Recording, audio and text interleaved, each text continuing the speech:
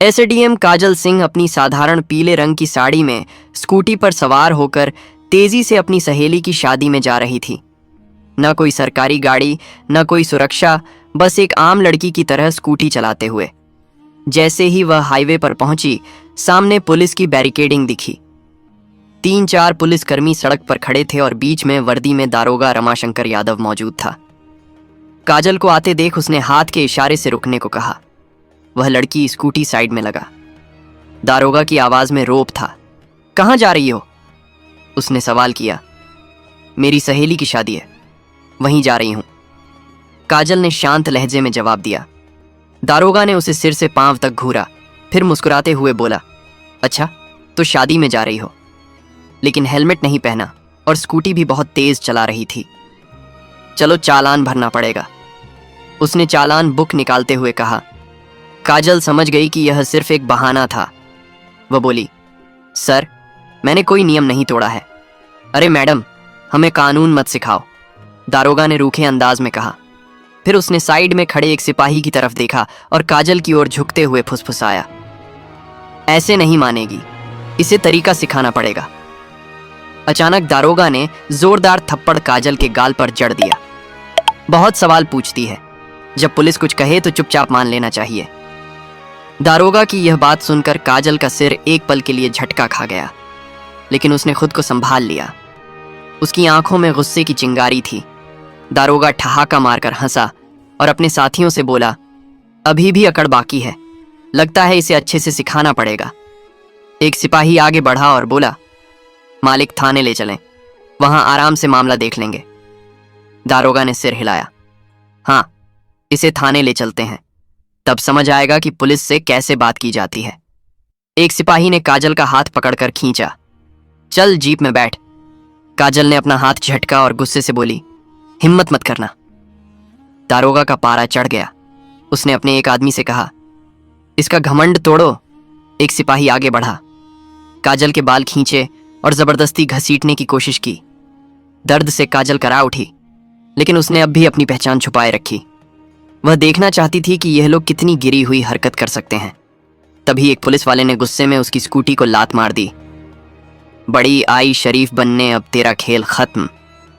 काजल अब पूरी तरह समझ चुकी थी कि यह लोग कितने नीचे गिर सकते हैं। दारोगा की आंखों में गुस्सा था।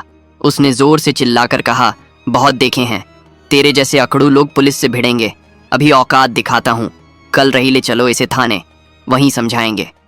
एसडीएम काजल सिंह अब भी चुप थी। उसने अब तक अपनी पहचान बताने का कोई इरादा नहीं किया। वह देखना चाहती थी कि प्रशासन कितना नीचे गिर चुका है और यह लोग अत्याचार की कितनी हदें पार कर सकते हैं। दारोगा रमाशंकर यादव अब झुंझुला चुका था। उसके सामने एक लड़की खड़ी थी जिसे थप्पड़ मारे गए, जिसके बाल खींचे गए, जिसे जबरदस्ती घसीटा गया, लेकिन वह अब भी चुप थी। उसकी यह खामोशी दारोगा को और भड़काने लगी। उसने सिपाहियों को घूरते हुए कहा, ले चलो थाने, वहीं देखेंगे इसका क्या करना है। 2 सिपाही काजल के दोनों हाथ पकड़कर घसीटने लगे। छोड़ो मुझे, काजल पहली बार जोर से चिल्लाई। दारोगा हंस पड़ा। अब जुबान खुली, चल थाने में देखेंगे कितना बोलती है। थाने में घुसते ही दारोगा जोर से चिल्लाया, ओए चाय पानी लाओ, एक स्पेशल केस आया है। काजल अब भी शांत थी। वह देख रही थी कि आम जनता के साथ पुलिस कैसा व्यवहार करती है। दारोगा ने अपने जूनियर से फुसफुसाकर कहा, सुन, किसी तरह इस पर कोई केस डाल दो। सिपाही ने पूछा, क्या केस सर? दारोगा हंसा, कोई भी चोरी, जेब ततराशी, बस अंदर डालना है। काजल सब सुन रही थी, लेकिन उसने अब भी कोई प्रतिक्रिया नहीं दी। दारोगा टेबल पर बैठ गया और कलम घुमाते हुए बोला, नाम बता, घर का पता बता। काजल चुप रही। दारोगा ने फिर से पूछा, नाम क्या है? लेकिन काजल अब भी चुप रही। दारोगा ने गुस्से में मेज पर जोर से हाथ मारा, सुनाई नहीं देता तुझे? नाम बता अपना। रेखा त्रिपाठी, काजल ने झूठा नाम बताया।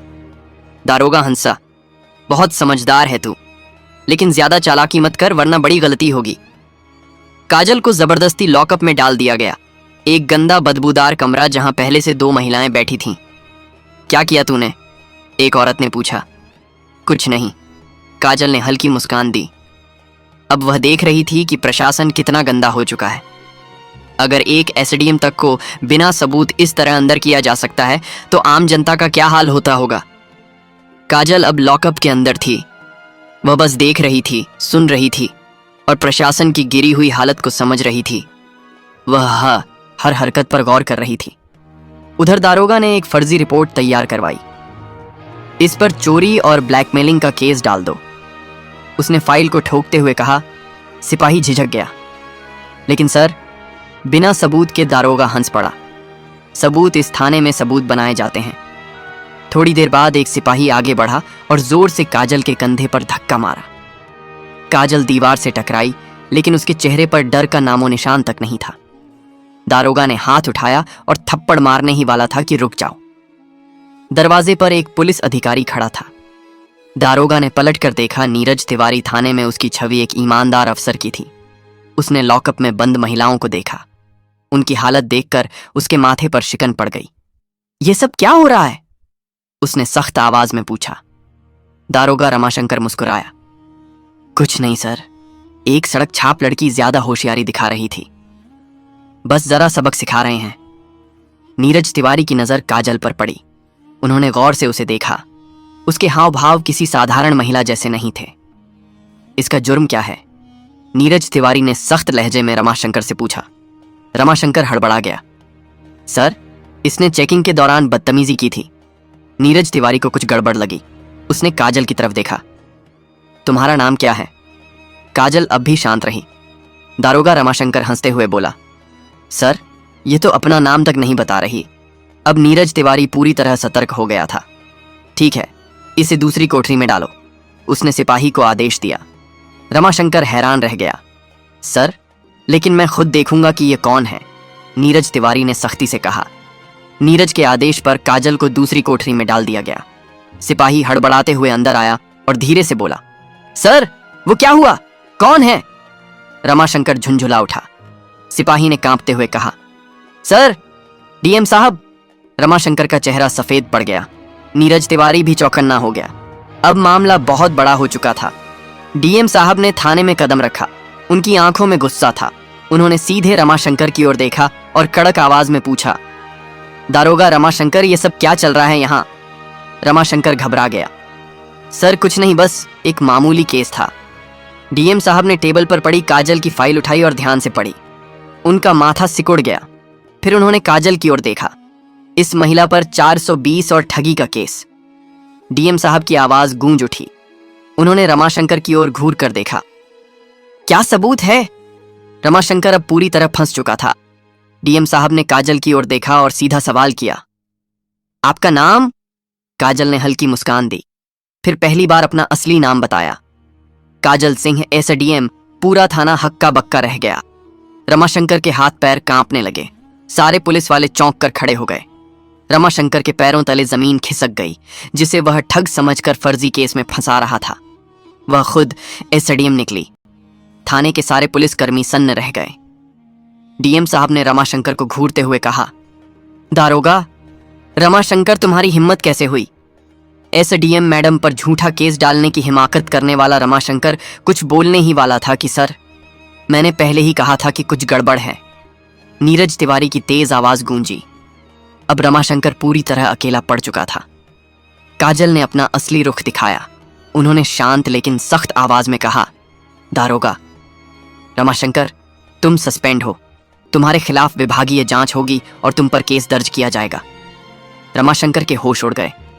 सारे पुलिसकर्मी अब उससे दूरी बनाने लगे। नीरज तिवारी ने तुरंत हवलदार को आदेश दिया, रमाशंकर को हिरासत में लो। जैसे ही हवलदार रमाशंकर को पकड़ने आगे बढ़ा, अचानक रमाशंकर ने जेब से एक कागज निकाला। उसने मुस्कुराते हुए कहा, लेकिन यह देखिए।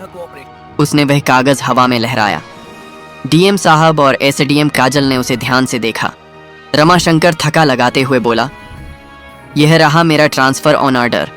3 दिन पहले ही मेरा ट्रांसफर हो चुका है, तो अब आप मुझे सस्पेंड नहीं कर सकती। थाने में फिर से सन्नाटा छा गया। काजल ने कागज अपने हाथ में लिया और गौर से पढ़ा। क्या यह असली है? डीएम साहब ने खड़े स्वर में पूछा। फिर उन्होंने नीरज तिवारी की ओर देखा और आदेश दिया, इस कागज की तुरंत जांच करो। फिर सख्त लहजे में बोले, अगर यह असली निकला तब भी रमाशंकर का निलंबन रोका नहीं जा सकता। रमाशंकर की हंसी अचानक गायब हो गई, क्योंकि अगर कोई भी सरकारी कर्मचारी ट्रांसफर के बाद भी गलत गतिविधियों में शामिल होता है तो उस पर कार्यवाही की जा सकती है। अब रमाशंकर की हालत बिगड़ने लगी। नीरज तिवारी तुरंत ऑनलाइन सिस्टम में रमाशंकर का रिकॉर्ड चेक करने लगे। कुछ ही सेकंड में उन्होंने सिर उठाया और कहा, सर, ये कागज असली है। लेकिन रमाशंकर ने अभी कार्यभार नहीं सौंपा था। मतलब? डीएम साहब ने सख्त लहजे में पूछा। मतलब यह कि रमाशंकर अब भी इस थाने का प्रभारी था और उसी दौरान उसने यह सब किया। अब कोई भी रमाशंकर को बचा नहीं सकता था। इस डीएम काजल ने सीधी नजर रमाशंकर पर डाली और सख्त लहजे में कहा, अब तुम्हारी असली जगह तुम्हारी अपनी जेल में होगी। गिरफ्तार करो इसे। डीएम साहब ने तुरंत आदेश दिया। जैसे ही रमाशंकर की गिरफ्तारी की घोषणा हुई, पूरा थाना हिल गया। रमाशंकर को पहली बार एहसास हुआ कि अब वह बच नहीं सकता, लेकिन अचानक उसने कहा, ठहरिए एसएसडीएम मैडम, मैं अकेला नहीं हूं। रमाशंकर ठाका मारकर हंसा और बोला, मैडम, क्या आपको लगता है कि इस थाने में सिर्फ मैं भ्रष्ट हूं? उसने धीरे से इशारा किया और कहा, यह सब मेरे साथ है। पूरी कड़ियां ऊपर तक जुड़ी हैं। थाने के कुछ पुलिस वाले घबराने लगे। नीरज तिवारी भी चौकन्ने हो गए। एसएसडीएम काजल ने डीएम साहब की ओर देखा और दृढ़ स्वर में कहा, इस पूरे थाने की जांच होगी, अब कोई भी सुरक्षित नहीं है। डीएम साहब ने तुरंत आदेश दिया, एंटी करप्शन टीम को बुलाया जाए। थाने में हड़कंप मच गया। जैसे ही टीम ने जांच शुरू की, कुछ पुलिस वालों के चेहरे पीले पड़ने लगे। तभी एक हवलदार आगे बढ़ा, हाथ जोड़कर एसडीएम मैडम से विनती करने लगा, मैडम, मुझे माफ कर दीजिए, मैं सिर्फ आदेशों का पालन कर रहा था। तभी अचानक एक पुलिस वाले ने फाइल निकाली और गंभीर स्वर में कहा, मैडम, हमारे बड़े साहब भी इसमें शामिल हैं। कौन बड़े साहब? डीएम साहब ने गुस्से में पूछा। पुलिस वाले ने डरते डरते जवाब दिया, एसएसपी साहब। अब पूरा मामला ऊपर तक पहुंच चुका था। थाने में सन्नाटा छा गया। डीएम साहब ने गहरी सांस ली और सख्त आवाज में बोले, इस थाने के पूरे स्टाफ को तत्काल प्रभाव से निलंबित किया जाता है। आदेश मिलते ही पुलिस वालों के होश उड़ गए। कुछ ने तुरंत अपने फोन निकालकर कॉल करने की कोशिश की। कुछ सिर झुकाकर चुपचाप खड़े रहे और कुछ दरोगा बचने का रास्ता ढूंढने लगे। लेकिन अब कोई नहीं बच सकता था। एसएसडीएम काजल ने डीएम साहब की ओर देखा और बोली, अब हमें एसएसपी साहब से भी जवाब लेना होगा। डीएम ने तुरंत आदेश दिया, एसएसपी को अभी बुलाया जाए। अब यह मामला पूरे जिले में हलचल मचा चुका था। थाने के बाहर कुछ पत्रकार गुप्त रूप से खड़े थे। जैसे ही उन्हें भनक लगी कि पूरा थाना सस्पेंड हो चुका है, वे तुरंत यह खबर फैलाने लगे। अब सच खुलकर सामने आने वाला था। तभी एक काले शीशों वाली गाड़ी थाने के सामने आकर रुकी। एसएसपी साहब खुद आ चुके थे। थाने में कदम रखते ही उन्होंने चारों तरफ नजर दौड़ाई। पूरा थाना सस्पेंड हो चुका था। गुस्से से भरकर उन्होंने कहा, यह क्या नाटक चल रहा है? लेकिन एसडीएम काजल बिल्कुल शांत थी। उन्होंने एसआईएसपी की आंखों में देखते हुए कहा, आपको लगता है कि आप बच जाएंगे? नीरज तिवारी ने एसडीएम को एक फाइल सौंपी। ये फाइल एसएसपी साहब के भ्रष्टाचार के ठोस सबूतों से भरी थी। काजल ने ठोस आवाज में कहा, एसआईएसपी साहब, जरा देखिए आपके सारे काले कारनामे। अब एसआईएसपी के चेहरे से पसीना टपकने लगा। डीएम साहब ने सख्त लहजे में आदेश दिया, एसआईएसपी को तुरंत गिरफ्तार करो। पूरी पुलिस फोर्स हैरान थी। इतने बड़े अधिकारी को पहली बार किसी ने खुली चुनौती दी थी। जैसे ही एसआईएसपी की गिरफ्तारी हुई, पूरा मामला हिल गया। अब यह मामला राज्य स्तर तक पहुंच चुका था। मुख्यमंत्री ने तुरंत आदेश दिया, जिले के सभी भ्रष्ट अधिकारियों को गिरफ्तार किया जाए। आदेश मिलते ही 40 से ज्यादा पुलिस अधिकारी, 10 से अधिक आईएएस अफसर और कई राजनेता गिरफ्तार कर लिए गए। एसडीएम काजल सिन्हा की ईमानदारी ने पूरे सिस्टम को हिलाकर रख दिया था। पूरे जिले में नया प्रशासन लाया गया और भ्रष्टाचार पर कड़ी नजर रखी जाने लगी। अब एसडीएम काजल सिन्हा का मिशन पूरा हो चुका था। उन्होंने साबित कर दिया कि ईमानदारी से पूरा सिस्टम बदला जा सकता है। तो दोस्तों, आपको यह कहानी कैसी लगी? अच्छी लगी हो तो वीडियो को लाइक और हमारे चैनल को सब्सक्राइब जरूर करें और कमेंट में जय हिंद जरूर से लिख दीजिएगा। खुश रहें, अपने परिवार का ख्याल रखें। धन्यवाद।